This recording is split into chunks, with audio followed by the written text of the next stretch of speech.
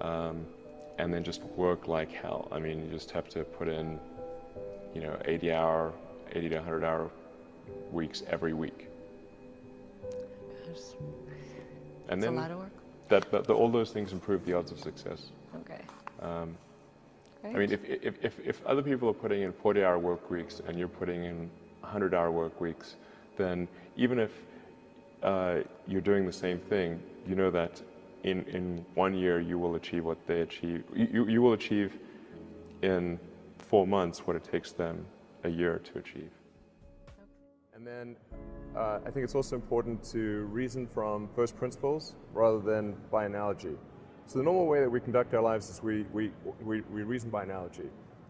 We're doing this because it's like something else that was done, or it's like what other people are doing. Me Too type ideas. Yeah, it's Slight slight different take, iterations yeah. on a theme, and it's because it's kind of mentally easier to reason by analogy rather than from first principles. But by first principles is kind of a physics way of looking at the world, and what that really means is you kind of boil things down to the most fundamental truths, and say, okay, what are we sure is true, or as sure as possible is true, and then reason up from there. That takes a lot more mental energy. Give me an example of that. Like, what's one thing that you've done that on that you feel has worked for you? Sure. So somebody could say, in fact people do, that battery packs are really expensive and that's just the way they'll always be, because that's the way they've been in the past. You're like, well, no, that's pretty dumb, because if you applied that reasoning to anything new, then you wouldn't be able to ever get to that new thing. Right. It's like you can't say, oh, horses, nobody wants a car because horses are great and we're used to them and they can eat grass and there's lots of grass all over the place, and there's no gasoline that people can buy, so people are never gonna get cars. Right. People did say that. And for batteries, they would say, oh, it's going to cost, historically it's cost $600 per kilowatt hour, and so it's not going to be much better than that in the future. And you say, no, okay, well, what are the batteries made of? So first principles would be to say, okay, what are the material constituents of the batteries?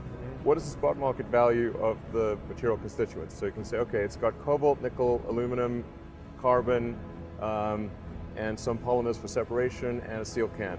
So break that down on a material basis and say, okay, what if we bought that in the London Metal Exchange, what would each of those things cost? Like, oh, geez, it's like $80 per kilowatt hour. So clearly, you just need to think of clever ways to take those materials and combine them into the shape of a battery cell, and you can have batteries that are much, much cheaper than anyone realizes. How do you think about making a decision when everyone tells you this is a crazy idea? Or where do you get the internal strength to do that? Well, first of all, I'd say I actually think I feel fear quite strongly. So it's not as though I just have the absence of fear. I feel it quite strongly. But there are just times when something is important enough, you believe in it enough, that you do it in spite of the fear. So speaking of important things. Like, people shouldn't think, people shouldn't think, well, I feel fear about this and therefore I shouldn't do it. It's normal to feel fear. Like, there have to be something mentally wrong if you didn't feel fear. So you just feel it and let the importance of it drive you to do it anyway? Yeah, actually, something that can be helpful is fatalism, to some degree. If you just accept the probabilities, then that diminishes fear. When starting SpaceX, I thought the odds of success were less than 10%, and I just accepted that actually probably I would just lose everything. But that maybe would make some progress. If we could just move the ball forward, even if we died, maybe some other company could pick up the baton and keep moving it forward. so that we'll still do some good. Yeah, same with Tesla. I thought the odds of a car company succeeding were extremely low. I would definitely advise people who are starting a company to expect a long period of quite high difficulty. Yeah. But I mean, as long as people stay super focused on creating the absolute best product or service that really delights their end customer, if they stay focused on that, then if you get it such that your customers want you to succeed, then you probably will. All right. You have to focus on the customer and delivering for them.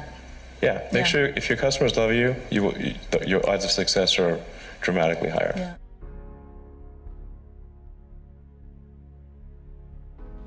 First of all, I'd say starting a business is not for everyone.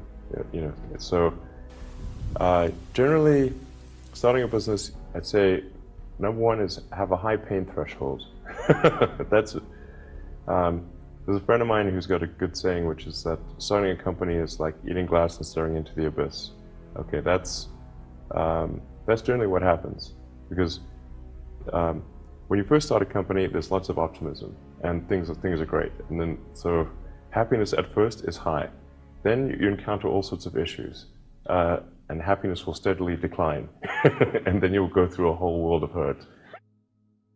One does have to be focused on the short term and money coming in when creating a company, because otherwise the company will die. So I think that a lot of times people think like creating a company is going to be fun. I would say it's not. It's really not that fun. I mean, there are periods of fun, and there are periods of where it's just awful. And particularly if you're the CEO of the company, you actually have a distillation of all the worst problems in the company. There's no point in spending your time on things that are going right. So you only spend your time on things that are going wrong. And there are things that are going wrong that other people can't take care of. So you have like the worst. You have a filter for the crappiest problem in the company, the most pernicious and painful problem. So I wouldn't say I think you have to feel quite compelled to do it, and have a fairly high pain threshold. And there's a friend of mine who says like starting a company is like staring into the abyss and eating glass. And there's some truth to that. The staring into the abyss part is that you're going to be constantly facing the extermination of the company, because most startups fail. It's like 90%, arguably 99% of startups fail. So, that's the staring into the abyss part. You're constantly saying, okay, if I don't get this right, the company will die. It can be quite stressful. And then the eating glass part is you've got to do the problems. You've got to work on the problems that the company needs you to work on, not the problems you want to work on. And so that's you end up working on problems that you'd really wish you weren't working on. And so that's the eating glass part. And that goes on for a long time. So how do you keep your focus on the big picture when you're constantly faced with, we could be out of business in a month?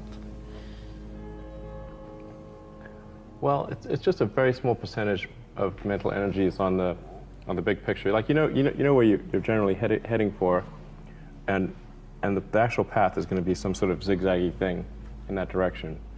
You try not to deviate too far from the path that you want to be on, but you're going to have to do that to some degree. But I don't want to diminish the. I mean, I think the profit motive is a good one if the rules of an industry are properly set up. So there's nothing fundamentally wrong with profit. In fact, profit just means that people are paying you more for whatever you're doing than you're spending to create it. That's a good thing.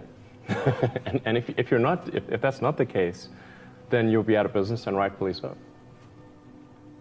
Because you're not adding enough value. You have the same fun from innovation as from business, running a business? Well, I mean, or would I guess, you rather to be just an innovator, engineer, instead of a business owner or runner? I mean, I'd love to just do innovation and just do engineering. But you raise a good point, because you know, a lot of life in general, in any job, there's like, you have to do your chores. You know, there's... Because nobody else can do that for you, right? Well, it's, yeah, I think to be successful at almost anything, you can't, you have to do the tough stuff and as well as the enjoyable stuff. You have to do the boring stuff as well as the non-boring stuff.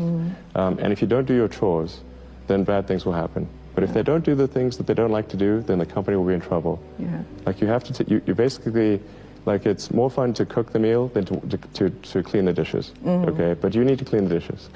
You need to do both. Yes, you need to do both, exactly.